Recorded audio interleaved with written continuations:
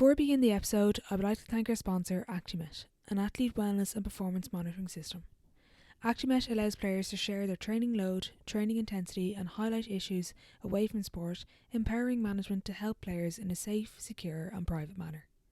Players input their performance and wellness data on an easy-to-use mobile app. Actimet is an affordable monitoring system at less than €50 a month and is currently used by county and All-Ireland champions and over 50 soccer academies worldwide. For more information, please visit actimet.com for more.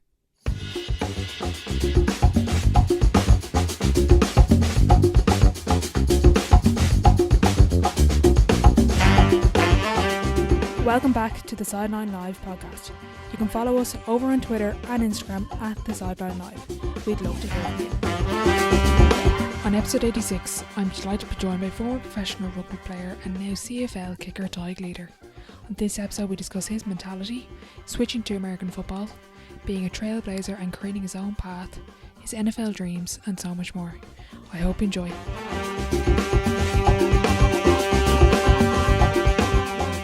Hi Tadhg, thanks a million for joining me on the podcast. How's it going? Cheers, thank you very much. Looking forward to chatting. Before we get into everything, would you mind giving yourself a little bit of an elevator pitch to the listeners who might not know who you are? Yeah, short version, from Galway, played rugby all my life and kind of progressed through that system in Ireland, and then got injured, and that gave me the opportunity to go play, move to the States to study. Went there, got my degree done, and then professional rugby rolled around in America, so I ended up playing that, and then I ended up playing for the US national team over like a 5 or 6 year period. COVID comes along, and in rugby, kicking was always my biggest asset, say. And people in the US, obviously American football is quite a popular sport, so people always encourage me to give American football a go. Over the last year, I've been doing that, and I just in the last few days signed to play in the Canadian Football League, which is the NFL's number 1 and the CFL's number 2. So I'm getting to play, in a pretty big league now in American football as a kicker. So there's a short version for you. If I had gone back to kind of teenage Tadhg and said you're going to be a kicker for NFL, what would you have said to me? Oh, I would have been absolutely thrilled, but it's something I mean, I love rugby, but I love kicking more. So yeah, for sure, 100%. So it's something I tell myself every day when I'm kind of writing things down, planning, kind of sorting out my headspace, is remind myself like how happy would 10-year-old Tadhg be that this is what you're doing. And I just turned 30 2 days ago, believe it or not. Oh, so, wow. Yeah. Happy birthday. Sorry. Yeah, it's a tough one to hit, but I'm happy, I'm feeling good, and I'm doing what I love. So, that's I'm happy enough. Why kicking for you? You mentioned you kind of, you obviously love rugby. I know your family's a huge rugby background, but why kicking? What's the big kind of thrill there for you? So I have 2 brothers, and we're all within 5 years of each other in age. So I have a bit of space here at the house. So just kicking rugby balls, soccer balls, Gaelic football, whatever. Just love kind of just kicking around, and then got really lucky having brothers and having space, because we could always just go outside and have a kickabout or play hurling, whatever, basketball, whatever was going on. We're just happy to go out and play. So through that, myself, my other brother Dara, he played just under 100 games for Connacht and was in an Ireland squad a few years ago. So he had a really good career himself in rugby, and he was a very good kicker. So we were just fortunate, just through we just spent so much more hours practicing it, and then obviously if you're good at something, you enjoy it, you spend more and more time doing it. So I often say, I remember getting from Santa when I was 10 years of age, getting kicking tees and rugby balls, and just spending Christmas Day going to the rugby pitch kicking. So I love that. So yeah, that's kind of, I guess, how it started, and then thankfully been kicking ever since. And how do you develop a routine? I'd say it was around probably that teenage years when you take sport very seriously, and as you said, you started to get good at it, start to develop a routine in terms of you're kicking, not potentially with your practice, but how do you develop that for a lot of younger listeners, particularly from a GAA point of view, that are big or heavy involved in free taking? So how did you develop your free taking routine in terms of rugby? Yeah, watching others, really, on TV, watching, and I love football, Gaelic football. like that was probably my best sport. I loved it. And I used to take the frees and stuff. And I would just be just watching others.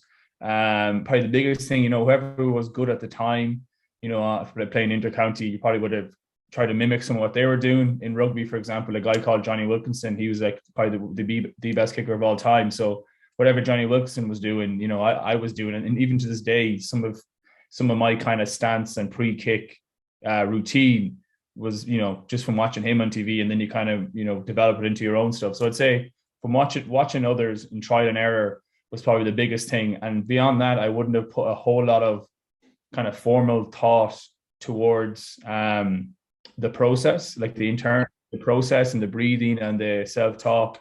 And there are things then that come with experience. The more you do, and now in the world of American football, where all I do is kick, you realize you have a more kind of robust system in place for yourself. But that's kind of how it would have happened for me as a younger age. And you trial and error, just going out and doing it and see what you like, see what you don't like.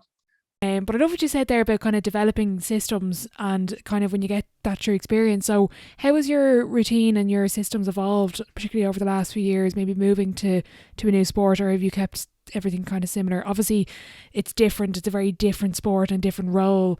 But have you kept any similarities from rugby? I guess the kind of the pre-kick. Well, I guess for rugby, yeah, it's just so much more controlled because it's just you and the ball, and you have time to set it up and take up to 60 seconds. Whereas in American football, you have 1.3 seconds and you have someone else holding it, so you've a lot more variables at play. But just in terms of just pre-kick, in terms of you want to be as consistent as possible. So like for me, that just you have your routine in terms of your alignment, in terms of your steps, the angles that you're there, and then once you get back into your stance in either sport, then just kind of tapping into your routine, whether the routine's already begun at that point. But then into your mental side of things, your breathing, how you're kind of controlling that, and your self-talk. A lot of people have different little triggers that they might kind of tell themselves as they're going through that routine. So that's something I use in rugby, but I've definitely become much more aware of it in American football because the stakes are just higher, because you're only on the only time you enter the pitch is for that 1.2 seconds. So everything you do is aimed to that. Whereas in rugby, kicking was just one component of, a bigger picture. So I think now I've become much more aware of my process and more reading, more understanding of like how it can be such a good anchor for you to have that routine, have that comfort, so you can just trust in that versus if you have too many things going on or you don't have a good kind of foundation, I think it's more likely something might crack along the way. So yeah, that's kind of how football has definitely helped a lot, and I've learned a lot more about it. Would you mind taking us through from the moment you're going to enter the pitch for that 1.2 seconds to you actually kicking the ball? Can you take us through kind of what happens, your thought process, how you go through your systems, if you don't mind sharing that on a public domain? Yeah. Again, I'm still relatively new in the sport as well. I've only played I think 10, 11 games. But no, I think it starts once we score, or we kind of get it in football. There's 4 downs. Once it kind of is coming to the 3rd down, if they don't make that, I know I'm probably up next. So that, it just starts with for me, I just kick one ball into, there's a net on the sideline. I just kick one ball into the net, just because I could be sitting down for an hour prior waiting. So just about getting one ball into the net and just really focusing on how does that just feel it on your foot is a big thing for me. Is a little trigger I use just to focus on getting that knuckle of your foot. Just do it once. Hopefully it feels good. If it doesn't, you might do a second, just so you're kind of entering the pitch with that kind of sensation of what you want the ball to feel like. And then and then you got to find your way up the pitch through 60 lads who are all screaming and shouting. You're just there breathing, maybe sipping water, just trying to meander around them. So because you don't have time to get caught up in all that emotion. It's like liking it to golf. And as a golfer, you need to be very zen. Everyone else is around you. It can be a bit chaotic, but the role that we have. So for me, then just instantly, I'm just kind of focusing on my breath. Just very deliberate breathing, and that's something. So then that just takes my focus to literally the present moment and what I'm doing. So that's just breathing and then once it's time to go on, usually just try and remain as relaxed as possible. So it's a walk on or a very slow jog, not looking to get my heart rate up too high, And in that at that time, you're scanning. You're obviously well aware of the elements because you're watching throughout the game. You're looking at the flags or the whatever's going on, but you're probably just checking in the elements one more time, making sure you're happy. And then kind of once you have a spot, they call it, where the guide is holding the ball spot. And then once, I just get my foot lined up because the ball's not there. That's the difference in rugby. The ball is there and you control the angles you place it at. Whereas, I'm lining myself up just based off a guy's finger on the ground, which is to kind of be an indicator as this is where the ball should be in like 7-8 seconds once we get going here. Wow. Yeah, so that was different. And what I've learned now with football is you have a shot clock ticking. So in rugby, I take my time. What I've learned now in football, you don't really have the luxury of time. So for me, it's automatic now, I guess, for the most part. But again, it's just kind of breathing, taking my 3 steps back, and then just giving myself one or two little positive affirmations, depending on it might change, but just something to just to kind of almost just say, like, put yourself in a good headspace to go attack the moment that's going to happen. And all that would happen over like 6-7 seconds. You're kind of getting back and you're breathing relatively quick, and then once I just shift the weight forward on my feet on my tippy toes, which is just kind of saying, okay, now we're about to go. And then I just nod at the fella should be catching the ball. And once I give him a nod, he then acknowledges that. And then within 1.3 seconds, you're swinging a leg at a ball. So, that's kind of as much as that's kind of where I'm at with that. Yeah. And how do you find it in terms of throughout your rugby career and now with American football, dealing with the pressure of being a kicker? Like, even you said you're only on the field for a very, very short amount of time in American football. And even let's say it's a close game or you knew this was a really crucial kick in any sport. How do you deal with that pressure? Are there any tips you can give to someone listening that maybe struggles with that kind of scenario or that environment? Yeah, and that's something I'm still working on. And I've had days where I've gone on in those moments and scored, and I've had days where I've gone on in those moments and missed. A big thing that I've kind of using for learn, like, ideally you want to be as consistent and in routine as possible. So like I said, that's kind of my routine. And ideally, if you're pretty happy with that and you're comfortable with that, you can just kind of sink into the routine and not really be aware of the externals or the moment. Mm-hmm. Easier said than done. Don't get me wrong. Easier said than done. I'm just really big on self-talk. If I do find my headspace kind of go, oh, this is to win or whatever, this is a big kick, just trying to, again, easier said than done, but just talk about, treat it as any other kick, and then just focus on, having those thoughts they're not doing anything for it. Some people might get excited, other people mightn't. Depends how you want to react to that pressure. But for me, it's more so around just like trusting myself, and trusting my routine, and that's going to get me there. Because, like, how many hours do you spend on a pitch on your own, kicking and working on these things? Like, that's where you lay that foundation. So when the lights are on, the cameras are on, that's kind of irrelevant. And that definitely has come with years of doing this, or years of doing it in rugby and now football. And I'm still learning in football, because I know it's going to be different when I'm up playing in Canada, because the field is slightly different dimensions to what I'm used to. So I have to get used to those things. But I like, my biggest thing is again, I've said it probably 20 times already, but it really is around, like, I deliberate breathing. And that just takes, if you're focusing on your inhale, exhale, that's where your headspace is at. Your headspace isn't on the external pressures. So that's something that I like to rely on a lot. And it definitely helps me. Then it just shifts your attention to what's the moment in front of your face versus what's going on around you. Love it.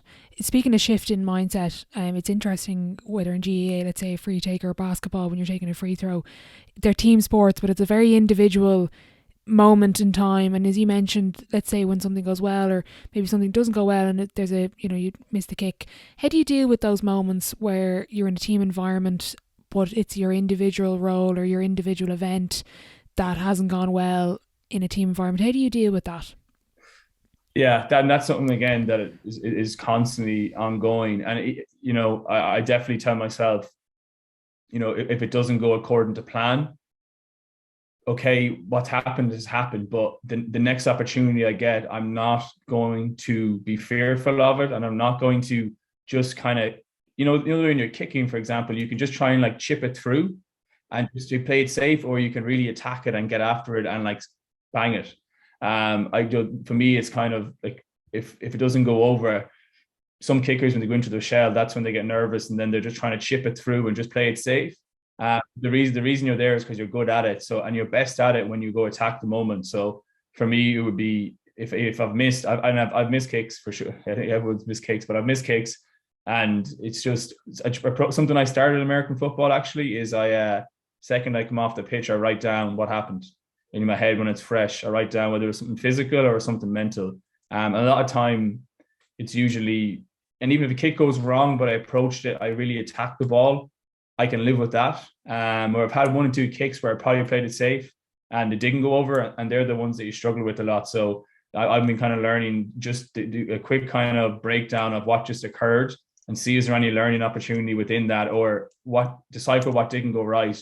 And if it was something physical, whether me or the guy placing the ball, yeah, that happens the odd time.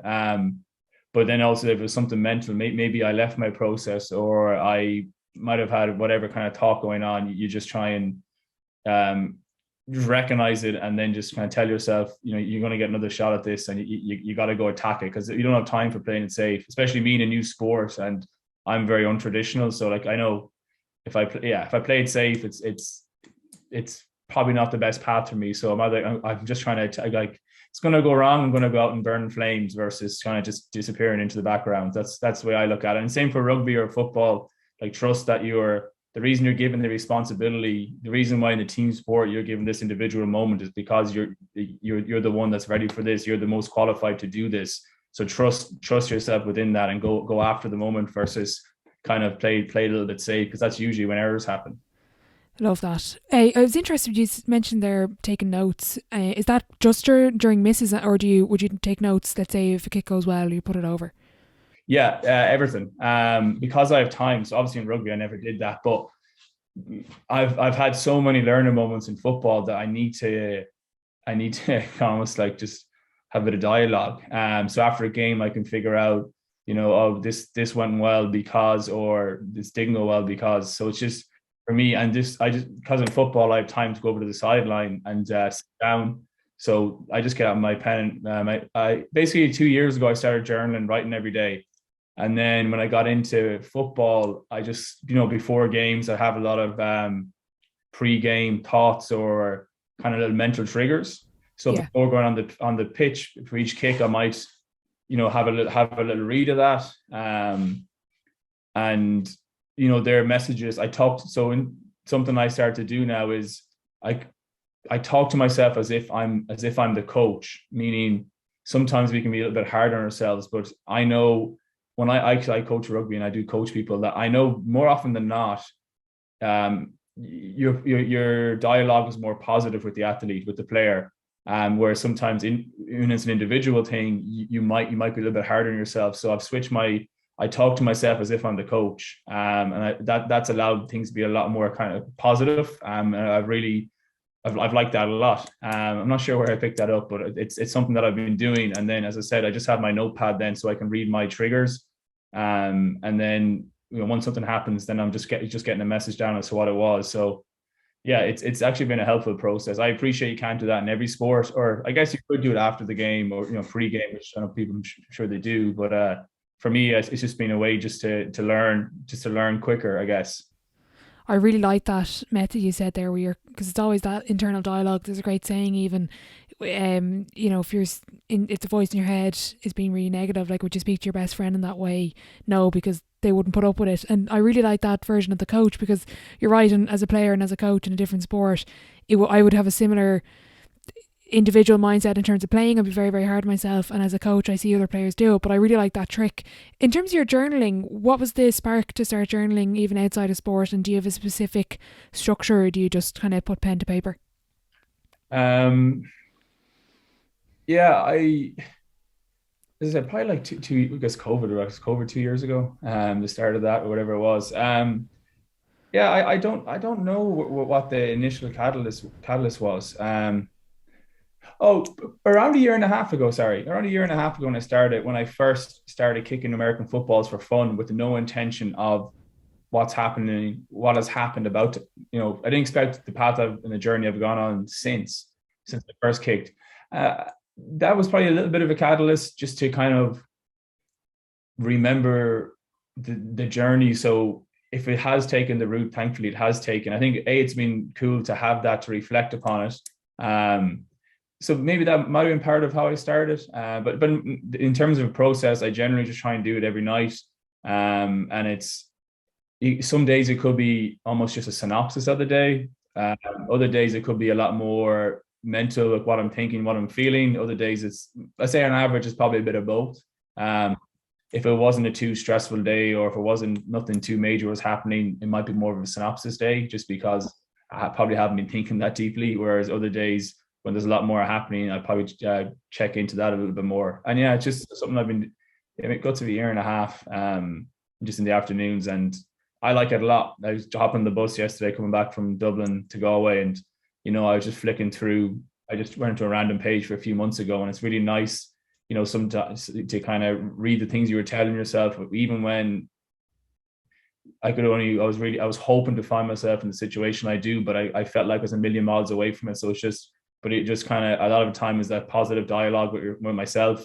So it was even fun yesterday, just kind of reading and thinking, oh, this is great. Like there I was 6 months ago wondering what the hell am I doing at times, but then kind of telling myself to keep on this, and someone has to be a pioneer and someone has to do this. Someone's going to do it eventually. Why not me? And then things of that nature. So yeah. Brilliant. So you mentioned your journey there. You have a really interesting path. I know underage rugby was always your number one. I know 2011, you're part of the Connacht under 20 Grand Slam winning team, and you were kind of in and out of Irish teams as well. What's it like going through that system, going through the Connacht system, the Irish system from a young age? And I know that you then moved to the States, but what's that kind of initial start like, representing your country, being involved in the high performance environment? Yeah, well, we had an interesting one. We meaning that there was around 8 of us that were brought in when we were like 15. And I remember training full time in the summers, like every day of the week, for like a few months. School holidays, we were doing it. And a few lads in that group have gone on to play for Ireland. They've gone on to do a lot. I think, I'm trying to think, it was like a good group of players. I think 8 of us. But anyway, in hindsight, maybe I think when I got to the tail end of my time at Connacht, I felt quite burned out, and I felt like I had been there for 6-7 years. Where in actual fact, I'd only been in the kind of scene. I was in the academy, but training with the senior team for like 2 years probably. But I felt like I'd been there for 6 or 7 because I got exposed to it really early. And even when you're 15, we're in training full time, which is good to get you in a high performance thing. And I absolutely loved it. Absolutely loved it. It was what I wanted to be doing. I was very happy. But in hindsight, as I said, when I was only like 21, 22, I was kind of thinking, wow, I've been here for ages. I've been in this building for years. And that was just me, but it was a really good foundation. But to be exposed to like professional sports at that age, and it means my lifestyle was quite different in terms of school holidays, you're training, summers training full time. You're not going away to people going off for J1s or different trips. You're not doing any of that. I had to stop playing hurling and football. I love that, but I have to stopped doing all those things to kind of really focus. And I have had phenomenal experiences, so I hope I don't come across as that was the next. Yeah, reflecting on it, it was, yeah, that was just kind of how it was for me. But when I was in it, I loved it up until maybe the last year and a half when the body starts breaking down. Up to that point, absolutely loved it. So it was a class experience. And again, I'm pretty sure I wouldn't be sitting here chatting with you with kind of the background I've had and where I'm at if I didn't get those opportunities. So yeah, it's I'm not sure does it still happen that young or not, because I think as well you need to make time for the sports, time for your social life, and just yeah, that was kind of how I went about it. Mm-hmm. I understand you obviously did love it in the moment, and even you mentioned there the injury. Sometimes that is a catalyst for athletes that that may enter burnout, is an injury when they realise they're not flying fit. It's a lot of work to go back to that level. Hey, what advice would you give? I'm a coach. You mentioned you coach. How do we prevent burnout in any age group? It can happen to anybody, even adults who are playing for fun. How do you try prevent burnout as a coach? Is there anything that you've kind of realised or you've kind of taken from your playing experience? As a coach, I was probably more aware of, even working with some teams that be more kind of high performance to more social teams. But even with the high performance side of things, trying to create like as much fun as often as possible. You still have objectives you need to go achieve with the high level teams, and performance is your currency, to a degree. So, but like you just fitting in like opportunities for smiles, opportunities for laughter, is something that I'm just very aware of when I coach. I want to make sure that, because I definitely got to a point where I wasn't smiling, I wasn't laughing, and I was, then I was just like, I don't want to be here. So that's something as a coach that I'm trying to do. And I appreciate then in different environments, especially in professionalism, I understand like, why it is how it is. But I will say, I do think it's gotten much better as well in rugby. I do think now, I just finished, I did a master's degree, I just finished it a few weeks ago, and it was like MBA, just like general business stuff. But, reading about that and all the stuff that's going on in business and the leaders in business, now it is a lot more about the human and like, making the human feel valued. And then as a result, they're obviously more, emotionally more invested and in the organization or whatever it is they're doing, and more likely to perform, and less turnover, and people are happier, morale's high, et cetera, et cetera. So I do think as well in rugby teams or professional sports or any elite sports, I do think from the experience I've seen the last few years, it's probably happened a little bit more. And maybe even it was happening a whole lot around me at the time, but I guess just being injured, I wasn't in the best headspace, and I didn't know I knew I wasn't loving it, but I didn't really have like the mental capacity at the time to like kind of fully diagnose kind of, I'm not that happy doing this, or to figure it out. I was just kind of keep going with it, and it's only when you kind of leave the bubble of that you realize, oh wow, there's so much more going on out here in the world. And for me, that was kind of going to Italy and then going to the States. So yeah, that's, hopefully I didn't ramble there too much on that. No, not at all, not at all. I love the way you mentioned that bubble and kind of leaving that bubble. Was that kind of burnout then the catalyst for you to go to Italy and to go to the US then, I presume? Yeah, I was happy, man, just getting out again, because I live 10 minutes down the road here in Galway. So it was every what I want, where I wanted to be and what I wanted to be doing. But then the more I got into it, I was kind of, I don't know if this actually is exactly what I want to be doing. So for me, thankfully when I was going to say it's weird, but thankfully when I got to leave, but yeah, that's how I felt about it. And thankfully I got to leave. How it's played out. But yeah, it was just kind of like a release valve. There was like no expectation, pressure. And again, a lot of that expectation, pressure in reality was through me, really. Like of course there's the performance side of things, and you have contracts coming up and you want to be getting game time, blah, blah, blah. But a lot of it would have been me and like imagined pressures. Something I tell myself a lot now as well, like don't suffer imagined struggles. Like don't create this narrative in your head that it just isn't reality, but you allow yourself to create a false reality, becomes real in your head then, and you invest in time, emotion towards that. But for me, it was leaving Connacht, and then I went to the US just to play amateur rugby. So very social, had a job. So all of a sudden I was in a total just fun environment, and I just loved it again. And my performance when I was finishing up here, it wasn't good. I was a shadow of what I was capable of, and they knew it, I knew it, but it was kind of escaping that I allowed myself to have fun and just really release and enjoy it. And I had every intention then of going to study, because my body still wasn't right. I had to get shoulder reconstruction, but Okay. I loved it so much. Interestingly, when I was really enjoying it, my shoulder stopped coming out of socket. When I was finishing my last year and a bit in Connacht, it would just pop out a lot more than I would have told them. It was just coming out quite easily. But interestingly, I went out and played in America, in Boston, really enjoyed it. And physically, I just felt better. I wasn't by any means great, but I physically felt much better, and my shoulder managed to stay intact. So that was good. And then I was going to go study, but I enjoyed that experience so much. I thought to myself, why not? Maybe I need to put myself into a different environment. So then I looked at some clubs my agent looked at clubs in England, and then something come up to play in Italy. And I just thought, you know what, I'm going to go do this. So I jumped out and went out to Italy. And unfortunately, that only lasted 2 months, because the shoulder did eventually it has to go. But really good experience to put yourself far outside your comfort zone and learn how much kind of you can just you can have some phenomenal experiences along the way, not just as a playing, but just, away from that.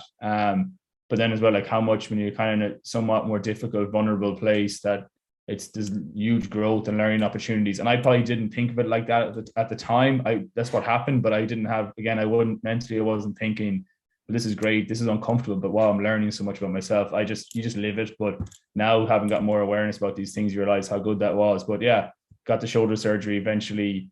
And then I moved to the States to study, and I was in there kind of ever since. Yeah. And how did the opportunity come up to represent the US national rugby team? So essentially, if you live in a country for more than 3 years non-stop, you qualify to represent that country. It's since moved to 5 years, but that's just like a World Rugby rule. A lot of people are against it, so it's since moved to 5 years. But for me, I moved there with no intentions of really playing professional rugby again, because the professional league in the States didn't exist. I was also just kind of, I want to study and just experience just being a student. But then that led to spending my time there in college, and then the pro league did come along, and I felt really good. My body felt better, so I just jumped in, and the opportunity was to go play in San Diego. So I remember kind of asking them, would I go play there, and I just thought to myself, look, if I can give this one more. Like, I was in the interim, I was playing amateur rugby, and I started coaching, and I loved it. But when the opportunity came up to get back into full-time rugby, I remember part of it was I thought to myself, look, it's San Diego. Even if you don't like the rugby, you'll be in San Diego. Give it a crack, and just like do yourself justice. Give it one more good go. And then from playing there, things went well, and then got to 2019. I made my debut for the US team. Mm-hmm. And did you find that coaching was, again, this kind of realization, like I found with Gaelic football, that I got to this phase of playing where I didn't love it, but because I was coaching, I was like, nothing actually beats playing. Like, nothing will ever beat going out and getting on the pitch and being involved. Was that into the decision as well, to go back to rugby and go to San Diego and play for the US team, or was it just kind of just giving it a go? Yeah, I didn't. I know a lot of people have that thought, kind of, you really makes you appreciate playing. I love coaching. Actually really did love coaching. If I was offered a job to be the coach at the time, maybe about too much to say, I was like 27. But no, that wasn't a huge motivation. That I realized how lucky we are to play. It is true, but no, it was more so just kind of like it's gone in American football for me. My mentality has kind of just been like, new experience, new opportunity, jump in and see. You might have a fantastic time, and even if you don't, you're going to learn. There's learning opportunities along the way. So that was probably more so my mindset around that. Mm-hmm. You mentioned there your debut was in 2019. COVID obviously hit 2020, and you mentioned kind of kicking a few American footballs around for the crack. Where did the original opportunity come up for you to start pursuing this career in American football, and why did you follow it? Why did you pursue it? Yeah, so the world of American football is very different. Anything I've ever been exposed to. Essentially, I was just kicking for fun, and then I was told I was quite good, so I went out to see this. Kicked in the NFL for 24 years. He's a legend. His name's John Carney. Big, it was good Irish roots, and like, he's just sound man. Anyway, I went out to San Diego again. I wasn't living there at the time, but packed my bags, headed out there, and just kicked with him. He has a lot of the current NFL guys trained there. Okay. So I just got to like, the first day I was punting. You kicking and punting. First day I was punting. The lad in front of me that's punting had won 2 Super Bowls with CFL. Wow. I didn't have a notion. I didn't have a clue. I knew he looked pretty cool, but I was just jumped in and off I went, kind of swinging the leg and just, yeah. But I did a week there, and then I sat the guy John down and just said, look, because at the time I was like the starting fly half, which is a pretty important position for my team. I'd captained them. Our season was upcoming, and I was heavily involved in everything. And from like obviously on the pitch, but then also off the field, they trusted me enough that I would help them in recruiting, or they'd ask my opinion on things. So I was heavily involved there. And when I sat John down, I just kind of asked him, was like, what do you think? And then he just said, look, you've been doing this 10, 15 days now. And I've seen you kick multiple balls which look like NFL quality balls that you've kicked just in this training environment. So he wasn't making the decision for me because he understood. I was able to tell him like be straight, because my alternative is still a good alternative. I'm still kicking the ball. I'm still playing sports. Like I'm happy there if that's where I end up. But so I let it for him to be pretty straight. And yeah, as I said, he just mentioned I kicked multiple NFL looking balls, which are not like guys usually don't come in and do that after 2 weeks. And like I have a lot of talent, and like it's very kind of exciting opportunity for me if I want to do it, but recognize you're 28 and no one's really done this. No one's made it who hasn't kind of played in college or hasn't played at least the sport in a different country. Everyone's played in most people play high school, college. So I was coming in totally raw. So that was just like, the odds of you getting to one of the major leagues, are low, but you have the kicking ability. So you just need to find someone who's going to give you a chance and recognize, okay, he doesn't have 10 years of American football, but he has 10 years, 8 years involved in professional sports, or he's a lifetime of kicking an oval shaped ball. So trying to find an open-minded enough person to give me that opportunity. So yeah, it was tough to leave rugby. It was tough to tell the team, but I just knew it was the right thing to do. I knew in my heart and soul, I was like, this door doesn't open for many people. It's kind of half open there for me now. Like if I don't jump through and just go for it, I know I'll regret it. Because I love kicking. I know I'll regret this. So, and about what's the main thing is, keep in mind, there was no guarantee, as I said, absolutely no guarantees of anything. I just quit my job and then had to move to San Diego and just training. But there was no league coming up. There was no one saying you can come play here. There was nothing. It was just kind of training, and you just kind of keep your head. It's almost to keep your head down, but you're just training, just hoping that. But at the same time, I had to record everything, and then I was contacting every team under the sun, any contact I could get, because I had to make them aware of me, because otherwise, I had no college career to fall back on. So that was quite difficult. But that was also it was a huge part of the journey, was kind of trying to broker myself and sell myself to people, and I learned to get comfortable with being rejected, because usually things have usually gone well for me within reason in sport.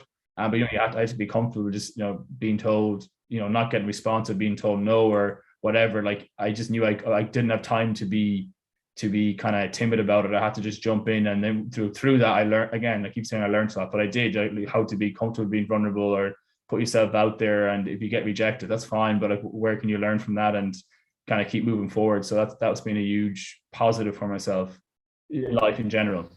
Exactly. And what was that conversation like with family, with friends? Look, I'm moving here from this sport that everybody knows, rugby. I've had huge success in this. You mentioned there everything's gone well for you, to a new sport that maybe people haven't watched before and don't really know or understand. Just that they didn't know or understand. It was just met with kind of like, because I just got caps for the national team, earlier, the year prior, and yeah, it was just more so like, what are you doing? So the American people were extremely supportive, because they knew the sport. They have more optimism in general, I think. So I think there was a lot more kind of, like, yeah, go for it, buddy, kind of crack. But I think family and friends in Ireland were a little bit like, what you mean? Like you're going to this, like what you have lined up within the sport? And I was like, absolutely nothing. And I've been told I'll probably not get anywhere, but I want to try. So I think there was initial skepticism and like curiosity, but then as to why, another kind of thing that I guess made it easier for my family to digest was I was doing my master's online. So I said, look, at a bare minimum, I'm going to come out of this and I'm going to have learned a lot about the art of kicking, whether like that, and I like to coach, so whether that's coaching in rugby, in Gaelic football, soccer, like there's a lot of transferable skills. So bare minimum, I'm going to come out of it with I would say almost unrivaled knowledge, because what I got access to in terms of knowledge was phenomenal. And hopefully a master's degree, worst case scenario. So that that made it probably a little bit easier to make the jump. At least how I rationalize it to other people, to make, so they could understand it a little bit better. Mm-hmm. What were those things you picked up? You mentioned like that unrivaled knowledge. I presume that was from the kicking coach you work with in San Diego and other people. What were some of the biggest learning points or lessons you took from originally starting? Like there's always, everyone says when you join a new sport, you progress a lot quicker because it's very easy to add 10%, whereas with rugby, to improve by 1% takes a huge amount of effort. But what were those 10%, 20% that you learned early on? Yeah, that's good. It's a good point. That's definitely true. So in rugby, I like I never really got formal kicking training. It was just kind of you're good at it, you just keep doing it, and figure it out. So just things around being a lot more aware of my angles. My angles meaning my well, the whole body from like my torso, how I'm leveraging and maneuvering that. The angle of my foot in terms of my swing path to make this like the swing mechanics on on entry to the kick, the angle of my foot and the exit of the kick, what kind of lines I'm going down. In rugby, I just I hadn't really thought about those things formally, and it was never really discussed. Whereas the NFL guys, literally all they do is kick, so they can go into phenomenal detail in terms of your plant foot, the width of your plant foot, the depth of your plant foot, which kind of the angle that you have it at, all these different things. I'd never been aware of in my life. I'd never thought about my plant foot, never thought about my foot angle or different posture stuff. Whereas all of a sudden now this was just every day sitting down in the video room because we'd kick in the morning, it would all be recorded. And then they go break it down, as they say, break down the film after, and then you're just going into detail and all this stuff. So they're probably like the biggest blocks of knowledge that I got, or new knowledge. And as I said, I think it can be applied to multiple sports. But I guess at the end of the day, it's not crazy dissimilar. There's a lot of differences, but like from kicking a rugby ball, so that probably just allowed me to make really big jumps early, or pretty big jumps early, just because it's still an oval shaped ball. Yeah. But then you make those big jumps, but all of a sudden I was with the best of the best, and now I remember being like, wow, okay, I can see why these guys do what they do, or like I can see why these guys are the best in the world, and like literally they're the best in the world. There's only 32 teams in the NFL, and there's 9 in the CFL, so there's like 2 big leagues, NFL being 1, CFL being 2. So I'm picking with those guys, and I realized how good they were, but also that I knew that I was very very close. But then the closer you get to that level, then the finest of margins become quite big, and that's something I've learned over the last 6 or 8 months since I've actually got to play the sport. Mm-hmm. It's even, everyone talks about professional football. Sometimes it's just the opportunity that's the difference between, let's say, me and you. We could be the same level kicker, but it's just you got the opportunity and I didn't. Yeah. Who gave you your first opportunity? Who was the first team after kind of, as you said, nearly selling yourself for so long? Who was the first team to get back to you and to offer you an opportunity?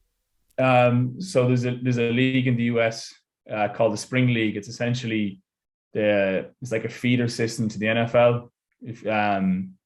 So it's basically guys that played in the NFL and got injured and want to get back in, so they have to get game tape. That's a big thing. That need to see you're currently active when you're playing, or guys that just missed out on the NFL, but they're still very good players, and they just, like you just said, they're probably good enough. They just need the opportunity. So this league was built for that, to give lads an opportunity to showcase their talents, so the NFL scouts can judge you, or the NFL CFL scouts can judge you. And for me, the only reason I got in, realistic, like I pestered the people with emails and just trying to like get, because there's only I think 6 teams, but a big thing for me was I knew if I'm going to get in, I have to sell them on what I've done. Because if I just say, hey, I'm new to kicking, I want to kick, well, they'd say there's another 200-300 guys way more qualified than you who played in college and high school. So I couldn't be my way in. So I had to leverage the fact that I played for the Team USA national team. Like to represent the United States is a big thing, especially in the States. So like leveraging, like I've kind of had that experience. It's a cool story. I'm Irish, to potentially give me more fans, more people watching the games. Like I literally had to try and leverage those angles, because otherwise, and that's what I did. And thankfully they listened. They just said, okay, you're in. And so that was my first time playing. So yeah, I knew I had to be untraditional in my approach, because nothing about my background was traditional. So if I followed a traditional path, nothing was going to happen. So I had to think outside the box a little bit. And how did you find that first experience? I know you later moved over to the European Rugby League, but how was that first game? And how did you find yourself growing and developing as a player throughout that spring league? Yeah, it was like the first game was mad just because firstly we were playing in this like phenomenal stadium in Indianapolis. It's like the NFL team plays there. I was just going to say you had a picture, a really cool picture in the stadium. It was class. Like just massive dome, like this huge Lucas Oil Stadium. Couldn't think of the name, but I remember just kind of the lead up to the game, and it was like I have no idea what's going to happen. I've been training by myself, but in San Diego, with that group. But in that group, you're wearing shorts, you're wearing a t-shirt, you're just kicking. And you just because they're just focused on the kicking. And then all of a sudden, I got into the league. Now I'm wearing a helmet. Now I'm wearing pads, and now I'm kicking with 60 people around me because they got to do some guys are on the pitch blocking, holding, and then everyone else is just around. So then all of a sudden in training, I was doing my first ever kicking with like 11v11 they call it, like a game scenario.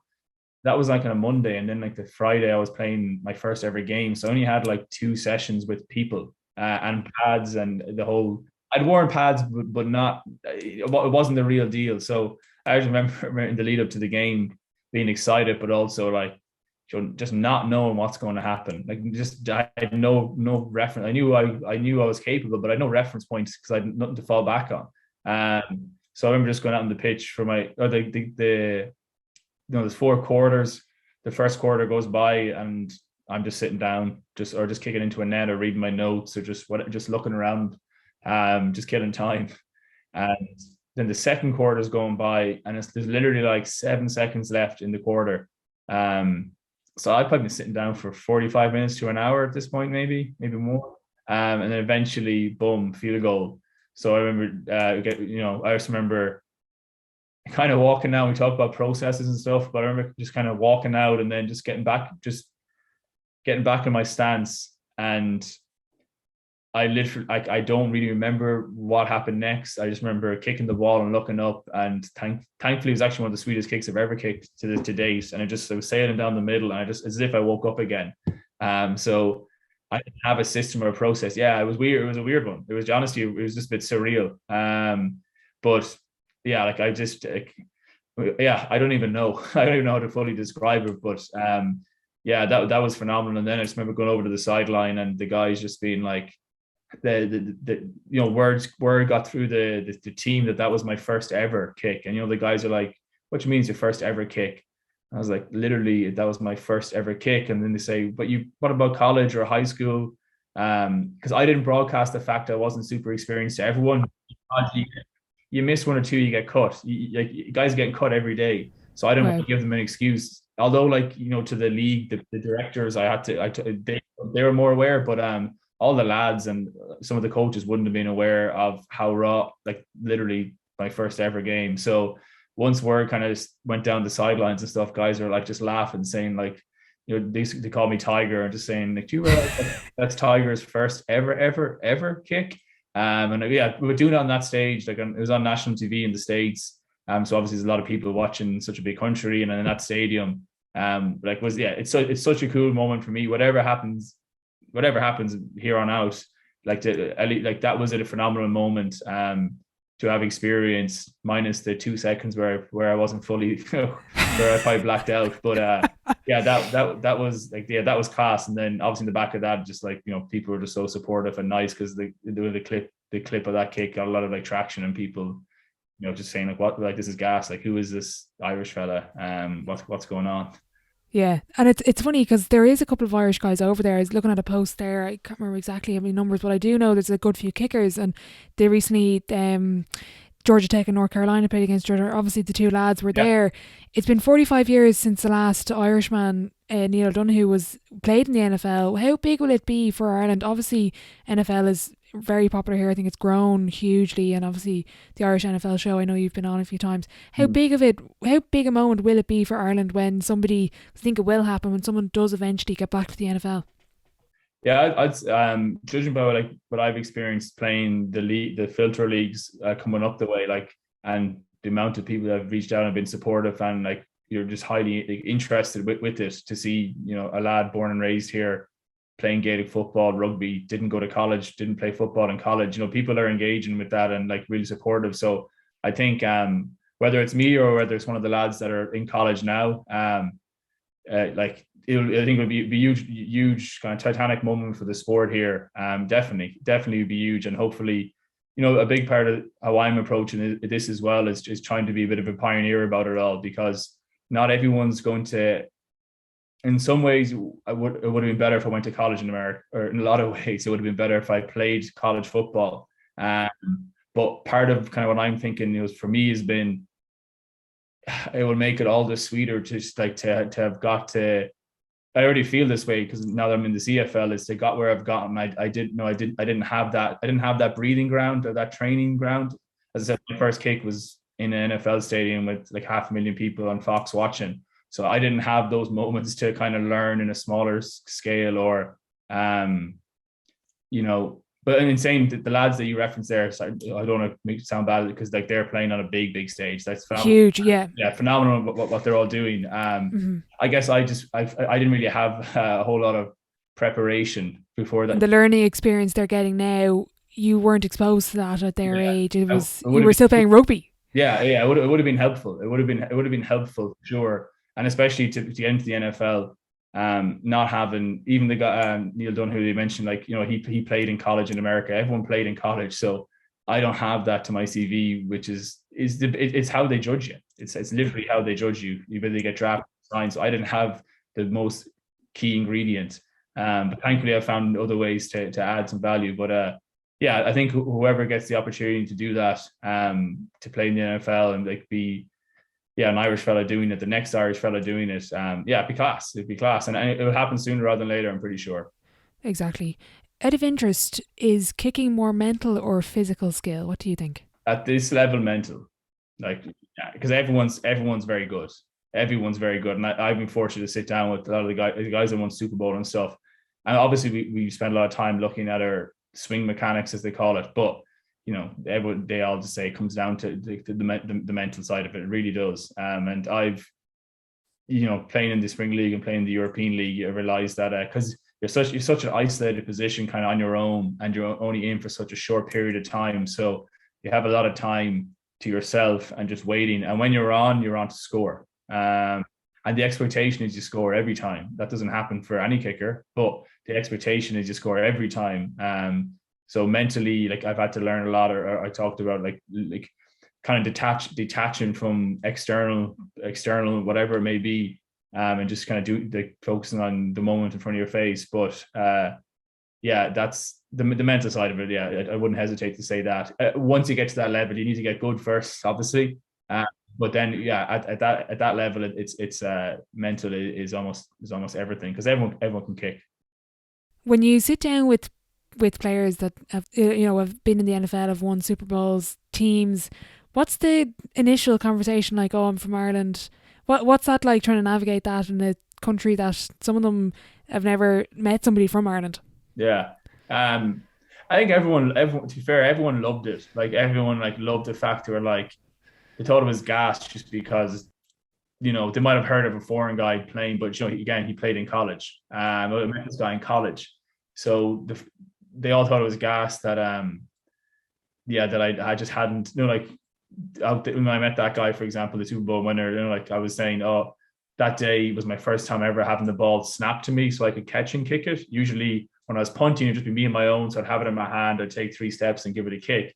Whereas that day was my first time having a guy rip it back, and he was like an NFL snapper, so he just threw a bullet towards my belly button, and I remember the first one catching it and being like, wow. So they all thought it was gas that I'm trying to do what I'm trying to do what I'm trying to do, and supportive. Yeah, but they just thought it was just mad. They loved the fact I was Irish. Loved the fact that I had a rugby background. Everyone was excited to say, "Oh, you probably can't wait to tackle," and things like that. And obviously, I was like, I'd laugh it off and say, "Yeah, but if you're tackling, something's gone wrong." But yeah, they were all very supportive, but just kind of they just hadn't really seen someone do this, I guess. Yeah, exactly. We were talking before we hit record about you were in the Canaries recently, kind of all your training. Can you talk us through? I assume at the moment you're very individualised. You don't have an NFL kicking coach here in Ireland, or when you were in the Canaries. What do you do by yourself on the pitch? And you even mentioned mobility and stretching is nearly your routine now for the next few months. Yeah. It's gas because I in rugby, for example, you'd kick the day before the game. You go to the stadium, you'd kick a good few kicks and things like that. Whereas in football, 48 hours out, you don't swing your leg. Like it's all about what's he say, conservation and preservation. Like they're just so kind of dialed in. So as a result, from a kicking perspective, I might only do like 3 sessions a week, 3 kicking sessions a week, just because it's a pretty violent motion because in rugby and Gaelic, we don't have the same swing path and we don't have the same extension or because we're on the move.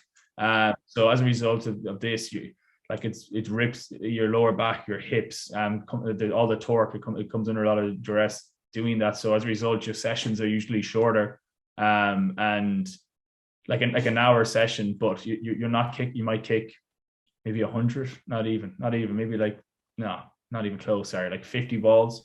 Right, okay. Yeah, just because, but 50 balls that you're fully committing to kicking, and you might do a few little kind of warm ups and stuff, but maybe 50 balls max where you're 100% committing to the kick. But yeah, out there, I was just trying to get 3 sessions in a week. It was extremely windy, which I guess it's a small island and it's exposed, so that happens. We're just trying to do 3 kicks a week, and then every you hit the gym, you go to the gym like 4 to 5 times, and then try and get as much yoga. I was doing a lot of yoga, so yoga was my stretching then. Just doing a lot of yoga, but yeah, it was tough. It was tough because I moved out there to Spain to train to be ready if a call comes. But as recently as 2 weeks ago, we were sitting down journaling and kind of wondering like, because as it turns out, some professional rugby teams started reaching out to me and said, "Hey, you want to come back and play like now?" Because the American season's underway. So I know I didn't want to do it, but I got to a point where it was like, damn, I've been pretty much unemployed for the most part of the last year and a half, and it doesn't feel like my phone's been ringing here. So literally as recently as 2 weeks. But then again, you just kind of go back to like when you're the first one to try and kind of go through and do something, and there's no path laid out. There's no path. You have to figure out the path. Hopefully, more to come behind you. You realize that you're going to have those moments where you're just trying to be. It's not going to be easy, but just kind of stick with it and just trust yourself. And thankfully, yeah, a call came last week or 10 days, whatever it was, 10 days ago. But yeah, that's kind of how I spent most of the time in Spain. I've asked a number of guests this question, particularly anyone at the professional level. What's your take on the phrase "do what you love and you'll never work a day in your life"? Yeah, I like now I'd say yes, but there was times where like I said, when I was playing rugby here in Ireland, most definitely became a job, versus something I love. So like there's been times it's been yes, there's been times it's been no for me. But I do definitely remind myself a lot now in football that like you're doing what 10-year-old Tadhg would have been jumping over the moon to do and ecstatic. So like to not take that for granted, like because work is fun. But I do understand though that for some people like it can definitely become a job and become a slog. And I experienced that myself. So and that's when I change it from I play rugby to like in my head it's almost, oh, I'm going to work. Whereas, like when you're having a good time, it is more that play fun element. So that's not that I'd say to other people, but like that, but that's probably kind of how I thought about it at the time. It became a job that I didn't necessarily enjoy a whole lot. And people find that hard to believe at times. But that's just how it was for me. And thankfully I discovered my love for it again. And now I'm doing something different. But yeah, that's kind of, I guess, how I'd look at that. That's a non-committal answer. Hence. When throughout your whole career, throughout all the sports, everything you've played, what's the biggest lesson you've learned from sports? Is there anything that just stands out to you? Don't care. Don't take if you wouldn't take advice from the person, don't take criticism. That's like straight away, like don't like don't care what other people are kind of thinking about you and judging. Again, I was quite fearful at the start to do this because it's like, oh, what if I fail, or what people say, blah blah blah. And then I just kind of realized, like, what does that actually matter? Does that matter what some fella on bloody Twitter that has a weird name that I don't know? Does that matter? With 0 followers. Yeah, exactly. Like, does that matter? No, it doesn't. So like that's if you wouldn't take advice from them, I'm not going to take criticism. Not that people are lining up to give criticism, but just the idea, the fear of failure. If so, but like just embrace the journey, embrace the opportunity that you have. So that's something that, I just don't attach half as much weight or any weight really to other people and what they think about what it is I'm doing. If they support, great. If they don't, fair enough. Like I'm just going to keep doing what I'm doing. So that's something that probably I wish I knew earlier. Like it just is irrelevant. Like I say, those external stuff like that's an example of other people's thoughts about you. Pure external has no relevance to what you can control, and the sphere of control. That's another thing I spend a lot of time on. They're not in that sphere of control, so don't give them a door in. And how you open the door is by caring what they think a little bit. So yeah, that's kind of how I look. I like that analogy there with the doors. Obviously, you signed with a team in CFL. Goals moving forward, what are you hoping to achieve over the next 2 to 5 years? Where we hope to see you now over the next couple of months? Obviously in Canada, but beyond that.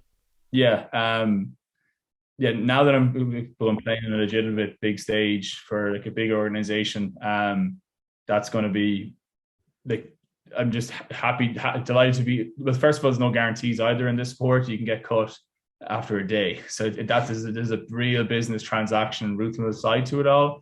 But again, as long as like when they commit to it and really get after it, like attack the opportunities I get. If I do get cut, at least I threw myself at it. I didn't kind of just try and chip it over and play it safe. So in the short term, I'm just focused on going in there and winning the job, hopefully as a kicker, as a punter, ideally both.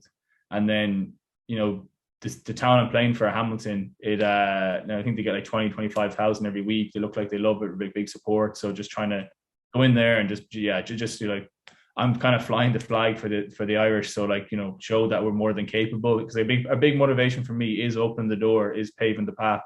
I think that's like, it can be really cool experience for me to have, and a unique thing, and help others. Because it's so nice, the message you get.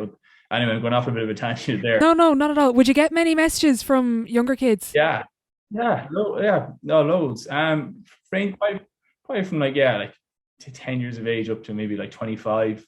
Because I think we in Ireland, like, we're good at kicking. Like we grew up doing it, so we love it. And like there's like, I would have been very interested in watching someone in my shoes existed when I was younger, because I'd be like, wow, you just kick, like that's like, you just focus on kicking and not kicking alone. So anyway, that's something that I think will be like really, it's a motivation to obviously I want to do my own things as well, but like it's definitely part of the journey. Is like, I use the kind of analogy in my head a lot. It's like kind of going through a forest and there's no path and it's overgrown, and like someone has to chop it down, someone has to open up a path. So even this morning in the gym, telling myself that but that's so yeah, I guess that's the motivation. But for me, just perform in Canada, they've given me the opportunity now, a platform to go do it. Ideally, I want to go in there, dominate it, and the NFL comes next year. Like that's the perfect. That's the plan. That's the plan. Sure, that's the plan. But if you just kind of keep every day, keep getting small wins. Another thing I tell myself a lot: keep stacking up small wins. Like, you don't have to be too big, but just keep making that progression. And the short term, that's all I can do. And if I keep stacking the wins together, doors will continue to open up. So that's where my head's at. Brilliant. I'm going to move on to sideline 7. It's the same 7 questions at the end of every episode. I just realised I didn't actually send you these, so sorry in advance. So take your time with these. Okay. Yeah, sorry. So question 1, what is your favourite quote? And you've mentioned loads of different triggers and phrases throughout, so I'm interested to hear what would be your, even if you want to pick a top 3 if you have a couple. Well, you miss 100%. When you miss 100% of shots you don't take. Like, I tell myself that a lot. Wayne Gretzky, I'm pretty sure. So Michael Scott, no. Yeah. I was going to say that, but it wasn't. Yeah, that's a better one. But yeah, that's it's just true. So I just kind of keep telling myself, like, just like keep shooting, and if it lands, it lands. If it doesn't, it doesn't. But at least you took the shot. So that's what comes off my head, off the top of my head there. Brilliant. Question 2: what's the best sporting event you've been to? And you can pick one as a fan or one as a player. Oh yeah. Probably actually a fan. When Ireland beat the All Blacks in Chicago a few years ago, that was living in the States. That was a like a class weekend, just because it was a huge moment for Ireland doing it for the first time. Like, yeah, I think it's cool to see people kind of break down barriers that hadn't been done before, and So yeah, that's as a fan would have been witnessing that. It was cool. It was good crack. I knew some of the lads in the team, and it was good fun that evening. But yeah, that's what jumps out at me. Good stuff. What's been your biggest setback or challenge so far in your career, and how did you react to it? Definitely just getting my shoulder reconstructed when I felt it was just trying to figure out. I was going to go down the academic route at that point, but I didn't really. I was never massively academically inclined at least at that back then, because I just said I'm going to play sport, so school isn't that important. But that's obviously not true. But that's what I kind of at the time. But I'd say there's maybe just a little bit when it first happened, and just when I was trying to get past it, and just when I was playing, I was a shadow of my former self, so that was kind of quite difficult. But then again, thankfully that happened because it opened up all the other opportunities I've since had. Exactly. Question 4, what's been your biggest achievement on or off the pitch? Oh, actually, it's definitely what just happened the last week. The fact that I've actually got to the CFL. I think some guys that have been born in Ireland have played in it, but like I said, they were born in Ireland, but then they kind of emigrated, or they played in high school, or they played in college in the state, Canada. So I'm very proud of the fact that I've managed to find a way there without having had those experiences. Looking back, what advice would you give your 18-year-old self?